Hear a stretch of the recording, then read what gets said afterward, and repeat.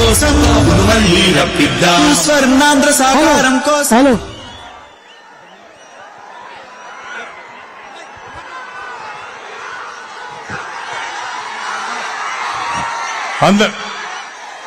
అందరికీ నమస్కారాలు. ఈరోజు జెండాలు చెప్పండి ప్లీజ్, జెండా చెప్పండి. అందరికీ బాబు జెండా చెప్పండి ప్లీజ్ ప్లీజ్. తగ్గమ్మా.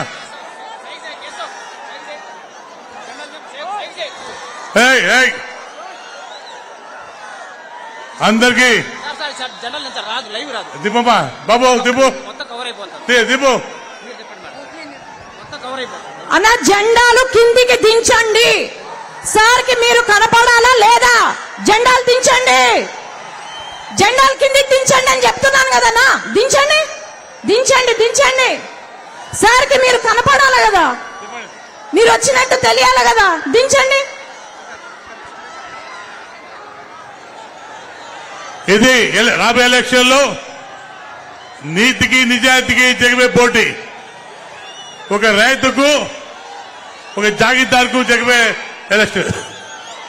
ఈరోజు చూసుకుంటే ఇక్కడ మంత్రి మాట్లాడుతున్నాడు, నేను అభివృద్ధి చేశాను చెప్పుకుంటాడు.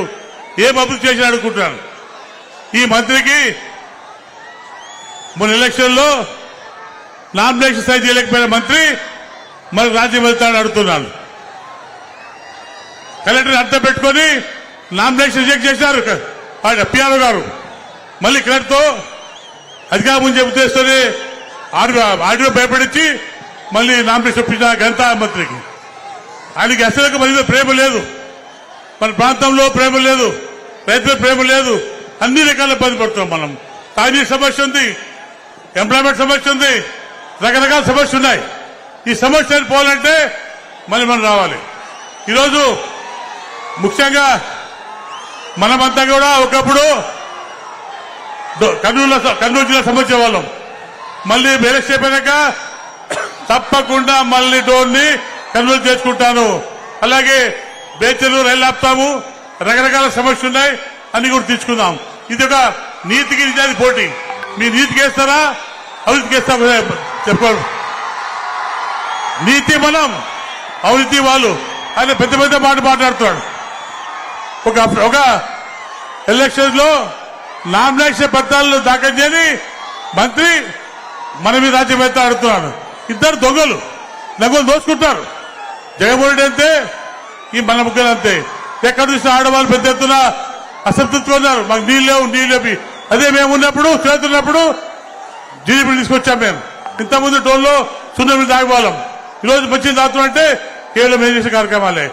రకరకాల సమస్యలు ఉన్నాయి. ఇంకా మనకు ప్రతి గ్రామంలో సమస్య ఉంది, అన్ని రకాల సమస్యలు ఉన్నాయి. రకాలు పోలంటే తప్పకుండా మళ్ళీ అంతా తెలుగుదేశం పార్టీ గెలిపించుకోవాల్సి ఉంది.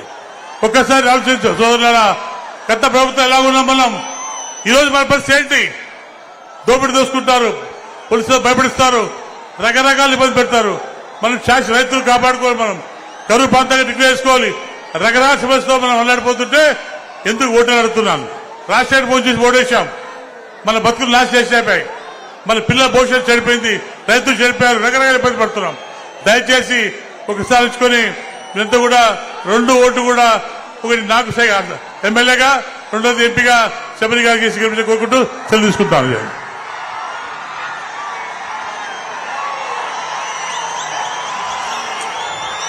సామాన్య రైతు కుటుంబం నుంచి వచ్చి దేశ రాజకీయాల్లో ప్రభంజనం సృష్టిస్తున్న మన రాజకీయ చాణక్యులు అందరికీ, సామాన్యులకు ఒక ఇన్స్పిరేషన్.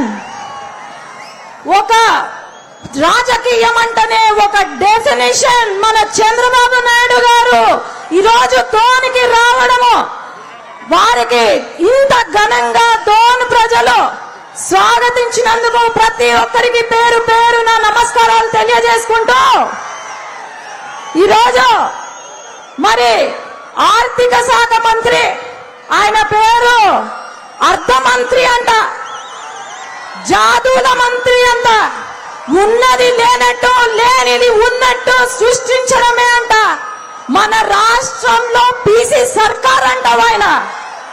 మరి ఆయన ఏం అభివృద్ధి చేశాడన్నా? జాదు చేసినారు అంతే తప్ప ఇంకేం లేదు. ఈ రోజు యువత ఉద్యోగాలు కావాలన్నా చంద్రబాబు నాయుడు గారు కావాలా వద్దా? మహిళలకు రక్షణ కావాలంటే చంద్రబాబు నాయుడు గారు కావాలా వద్దా ముఖ్యమంత్రిగా? అట్లాగే మన రైతులు బాగుపడాలంటే ఆత్మహత్యలు ఆగాలంటే చంద్రబాబు నాయుడు గారు కావాలా వద్దా? కాబట్టి ప్రతి ఒక్కరం దోన్లో అత్యంత మెజారిటీతో గెలిపించుకోవాలని 2 ఓట్లు సైకిల్ గుర్తుకి ఓటు వేసి గెలిపించవలసిందిగా కోరుకుంటూ ధన్యవాదాలు.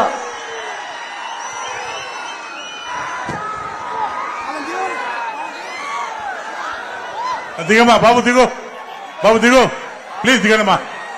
తమ్ముడు దిగు, తమ్ముడు దిగు, దిగు